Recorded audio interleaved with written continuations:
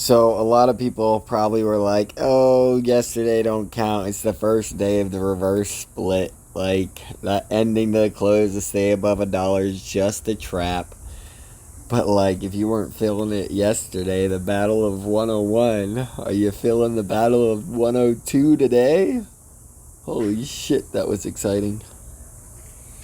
Um, yeah, let's go ahead and just say it all one more time in honor of the Battle of 102. That MULN is in a unique place where we know from SEC filings and outstanding shares that as of May 23rd, there was 3.7 billion shares. We know they did a reverse split by 25 to make that 150 million shares. And we know that they had 1.3 billion shares after that 150 million. So there's a total of 1.45 billion that could be in the possible outstanding. And then that gets divided by 9. So if we know this all to be true, and then we know that from May 23rd to June 23rd, 2023, we went from the 150 million shares to the 650 million shares. So we bought 500 million shares in those 30 days.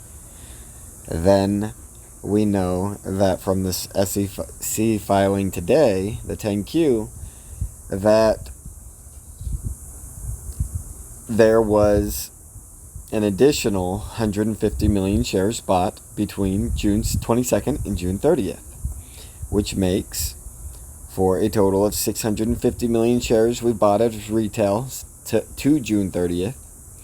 And then if you go and you look at the volume that we had all the way until the reverse split on Friday, we will see that we traded more than 10 billion shares. And if we assume, like, we can look at one example and it shows that we bought about 6%, and we can look at another example and it shows we buy about 4%. So if we just assume 5% of the volume since June 30th has been buying power over the selling power, then that would mean we bought 500 million shares or so.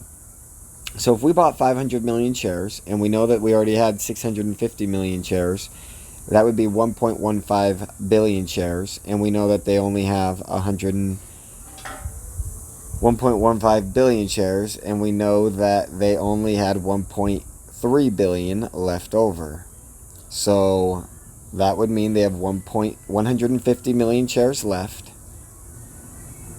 approximately, because again, I'm assuming lower on the dilution percentage in this case, and so it could be either or, but like it could be they have 150 million shares, it could be they have 50 million shares, or it could be they have 200 million shares, but somewhere in that range is all they got left.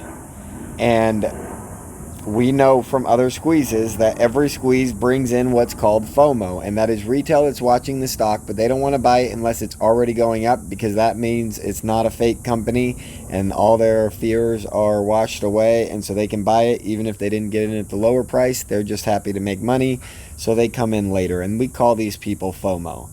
And we know that from the AMC FOMO, which isn't built up half as good as the MULN, like there's so many people sitting on the sidelines waiting, thinking about MULN, but they're scared to pull the trigger because they hate losing money.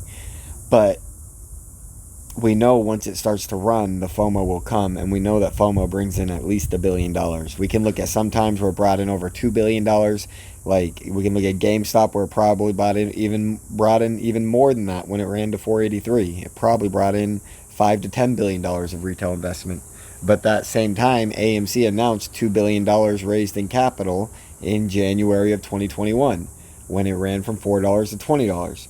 So we know that billions of dollars are coming in FOMO as soon as we hit $10. Like, I mean, it's going to be on the way to $10 a share, but by the time we hit $10 a share, there's already another $1 billion added from retail that hasn't touched the stock.